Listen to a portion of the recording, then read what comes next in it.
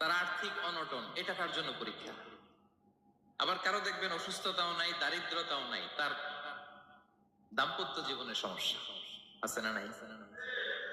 অনেকে দেখবেন এগুলো কোনোটাই সমস্যা না, তার ছেলে কথা শোনে না, মাদকাসক্ত।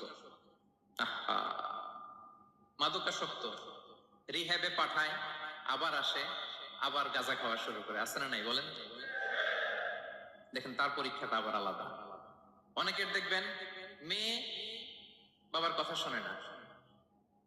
আবার অনেকের দেখবেন যে ব্যবসায় সমস্যা, লসের পর লস, লাভ উঠাতে পারে না।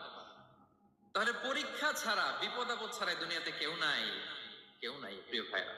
এটা আমাদের মাথায় রাখতে হবে। পরীক্ষা আপনাকে দিতেই হবে, পরীক্ষা দিয়ে দিয়েই নিজেকে প্রমাণ করতে হবে।